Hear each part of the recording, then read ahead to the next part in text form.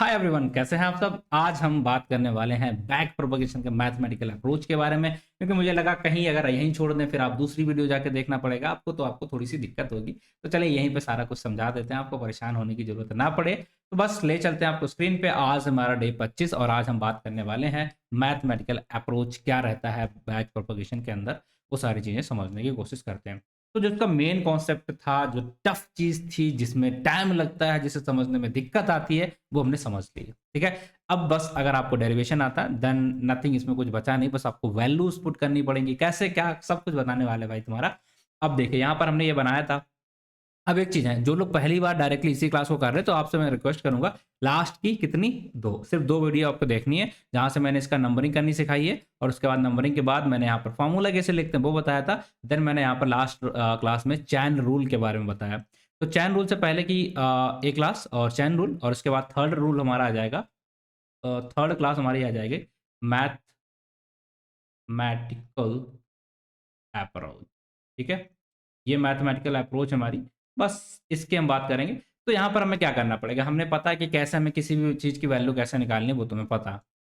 हमें ये भी पता कितने वेट अपडेट करने पड़ेंगे। चलो एक बार आपको फिर से बता देते थोड़ा सा, अगर आप नए हो तो हमें क्या करना था भाई, फिर से मैं सारा रिवीजन करा रहा हूँ। ठीक है, चलिए। तो हमें क्या करना है, यहाँ पर हमने ये फॉर्मूला बनाया, तो हमने देखा था कि भी अगर ये हमारा है लॉस फंक्शन, इस लॉस फंक्शन को हम कैलकुलेट करते हैं, इसका फॉर्मूला क्या होता है, वाई माइनस वाई डैश। इसे अगर हम कम करना चाहते तो हमें जाके वेट्स को अपडेट करना पड़ता, वेट्स एंड वाइसेस को अपडेट करना पड़ेगा। तो अपडेट करने के लिए हमने देखा वेट कौन कौन से हमारे लगे, तो हमने देखा अगर हम ये लॉस फंक्शन किस पे डिपेंड करता है, वाई पे। ठीक है, आउटपुट पे। ये किस पे डिपेंड करता है, ये हमारा डिपेंड करेगा इन तीन चीज़ों के ऊपर, इस पे, इस पे और इस पे और इस पे और इस पे, मतलब 5 चीज़ों पे डिपेंड करेगा ये। ठीक है।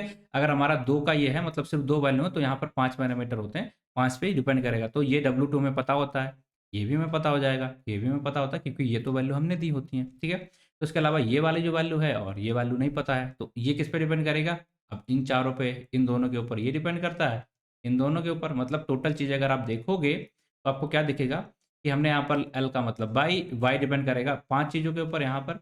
अब 5 में से 2 चीज़ें हमारी ऐसी हैं, 3 जिन्हें हमें, जो हमें तीनों चीज़ें पता हैं।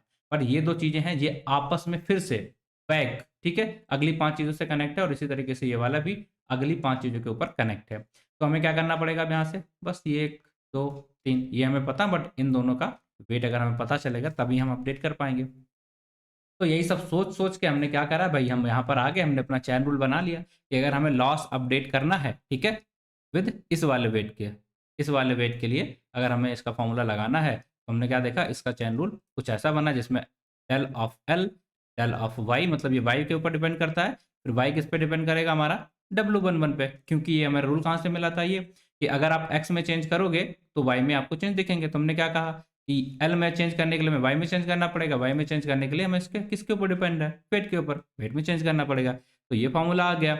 देन इसके बाद हम यहाँ पर आए तो हमने देखा भैया अब ये थोड़ा और डिपेंडेंट वाला है, W11 वाला है ये, मतलब 1 एंड 1 1, तो इसके लिए हमें 3 यहाँ पर बन गए। तो अगर हमें इनकी वैल्यूज़ पता चल जाएँ, इनकी वैल्यूज़ अगर हमने यहाँ पर दे दी निकाल करके, अब मल्टीप्लाई करा दें तो हमें पता चल जाएगा ना, ये सारी चीज़ें हमारी खत्म। तो बस इनकी वैल्यूज़ कैसे निकालते हैं, यही समझने की कोशिश करते हैं। ठीक है? चलो, तो सबसे पहले हम किसे निकालेंगे?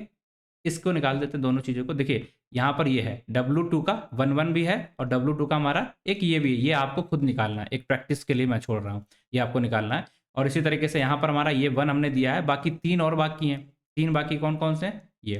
तो हमने ये वाला निकाल दिया, ये वाला बाकी है, ये वाला बाकी, ये वाला, ये आपको करने हैं प्रैक्टिस के लिए। ठीक? चलो, तो इन दोनों को हम आज निकालने की कोशिश करते हैं। पहला आ गया हमारा, क्या है? डी ऑफ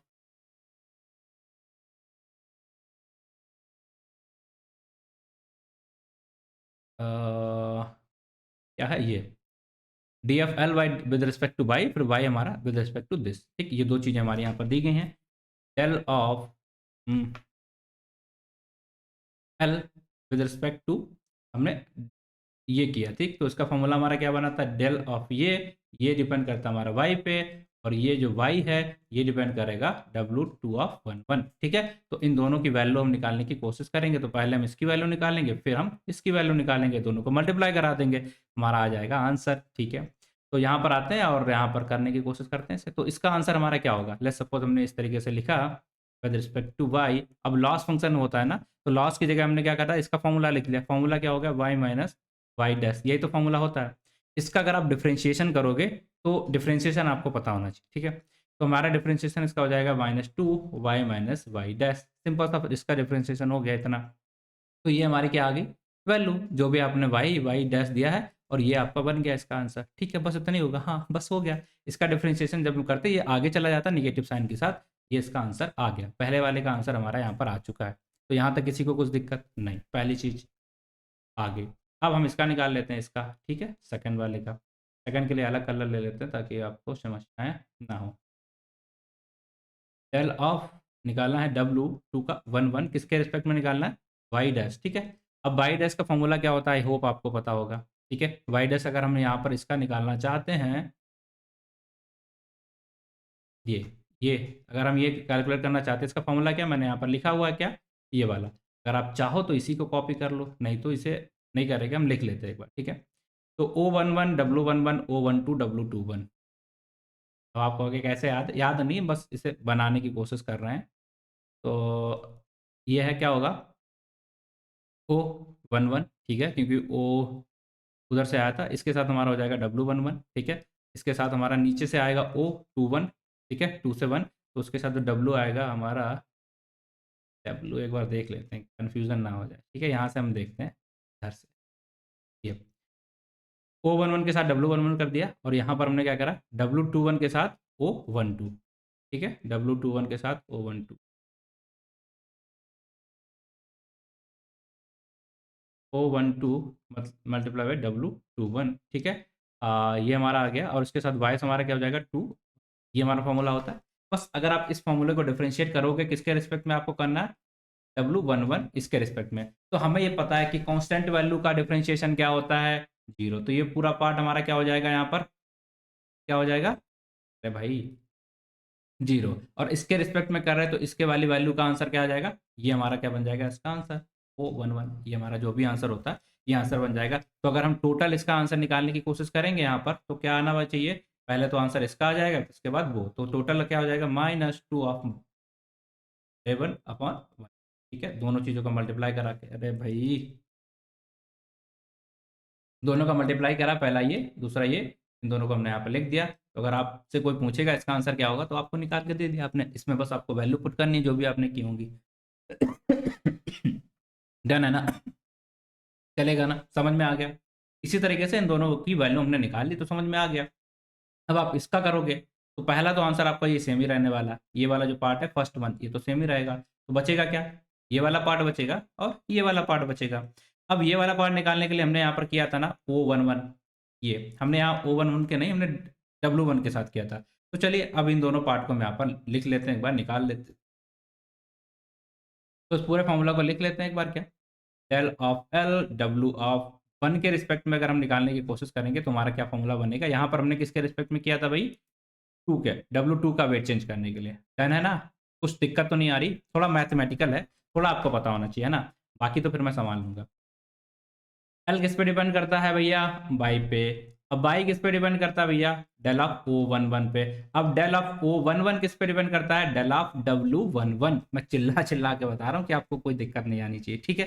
चलो तीनों हमने लिख दिया है, इसकी वैल्यू पता है क्या, हाँ भैया पता, -2 of y minus Y dash, ठीक है, ये हो गई।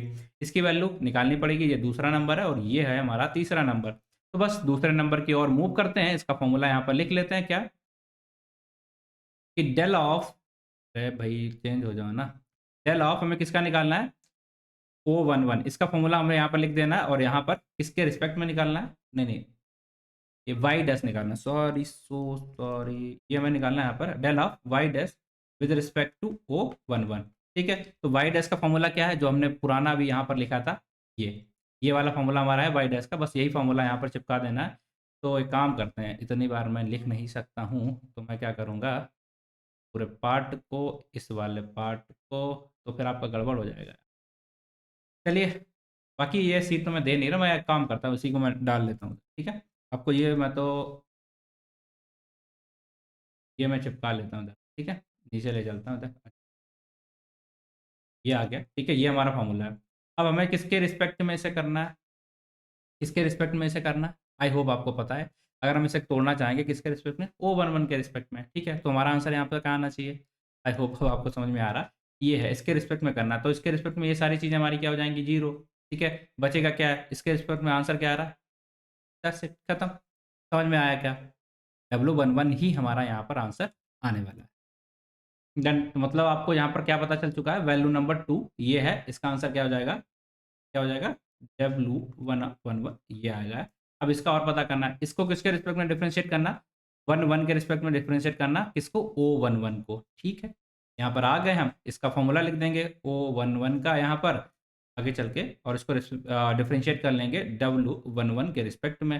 अब इसका फॉर्मूला क्या हो जाएगा, O11 का, तो यहाँ पर जो हमने लिखा है फॉर्मूला, ये वाला O11, ये वाला इसे कॉपी कर लें, यहाँ से कर ही लेते हैं ना, क्या ना, ठीक है। चलिए नीचे लेके चलते हैं आराम से, अच्छी चीज़ है ना, आराम से काट पीट के नीचे ले जाओ जहाँ, चलो चलो ऊपर ऊपर ऊपर, बस यहाँ चिपका दिया।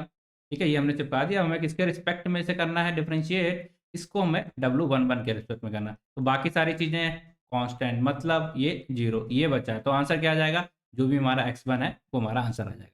तो टोटल अगर हम तीनों का कर दें तो हमारा आंसर क्या आना चाहिए, तीनों का मल्टीप्लाई करा दो, पहले वाला का हो गया है -2 of y minus Y dash, दूसरे का हो जाएगा हमारा लाइक W11, ठीक है, वेट खुद ही हो जाएगा, वेट 11, तीसरा क्या हो जाएगा, x1। तो बस ये आंसर आ जाएगा। ये हमने एक का किया है, ठीक है, ये हमने कितने का किया है, एक का, एक उसका वाला करा, ये इसका निकाला है, तो इसमें अभी 3 वेट बाकी हैं, एक इसका किया, बाकी एक दूसरा वेट हमारा बाकी, टोटल कितने वेट थे हमारे, अगर हम दिखाएंगे तो हमारे पास यहाँ टोटल कितने वेट थे, अब गिन पा रहे हो क्या, एक ये था, इसका हमने कर दिया है, ठीक है, ये सेकंड मतलब पास पास वाले में से इसका कर दिया, ये वाला आपको करना है। इसी तरीके से ये 4 थे ना, तो सिर्फ हमने कितना किया, एक, बाकी आपको 4 करने पड़ेंगे, बट प्रोसीजर सेम रहेगा, तरीका सेम रहेगा, कॉन्सेप्ट सेम रहेगा। आई होप कि आपको चीज़ें समझ में आ गई हैं। अब थोड़ा सा रिवीजन करा दें, कुछ करना है क्या, हमने क्या करना था, हमने ये सारी चीज़ें सीख ली हैं बढ़िया तरीके से। अब इन सारी चीज़ों का हमने यहाँ पर चैन रूल बनाया। एक बार आप चैन रूल बनाना सीख गए मतलब सारा चीज़ें खत्म। क्यों खत्म? क्योंकि फिर आपको बस वैल्यू पुट करके उसको डिफरेंशिएट करना उसके रिस्पेक्ट में। तो हमने यहाँ पर देखा पहला वाला डिफरेंशिएट करने आया, तो हमने इसको क्या करा, एल की फॉर्मूला लिखा और उसको डिफरेंशिएट कर दिया वाई के रिस्पेक्ट में। हमारा आंसर क्या आ गया, यही आ गया। ठीक है जी, हमने यहाँ पर करके देखा।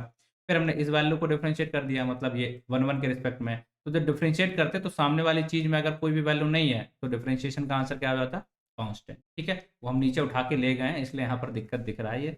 ठीक है, तो बाकी बस उसी तरीके से सारी चीज़ों को डिफरेंशिएट कर लिया। यहाँ पर 3 चीज़ें थी, इसका आंसर पहले से पता था, इसको इसके फॉर्मूले को हमने इसके रिस्पेक्ट में डिफरेंशिएट कर लिया, और O11 के फॉर्मूले को हमने इसके रिस्पेक्ट में डिफरेंशिएट कर लिया। दोनों को फॉर्मूले ले गए, इसको देखा तो आंसर इसका आ गया। क्या आएगा इसका, W11 आंसर आ जाएगा, और इसका देखा तुम्हारा आंसर आ जाएगा वही x। ठीक है, ये हमारा x1 आंसर आ जाएगा। बस टोटल मल्टीप्लाई करा दिया, हमारा टोटल आंसर आ गया। आसान है ना? बस भाई हम पढ़ा रहे तो आपको चीज़ें तो आसान लगने वाली हैं, बट अगर समझ में आ रहा तो आपको लाइक शेयर सब्सक्राइब जो भी कर सकते हो आप करना। ठीक है, बाकी मिलते हैं आपसे अगली वीडियो में, तब तक के लिए टेक केयर।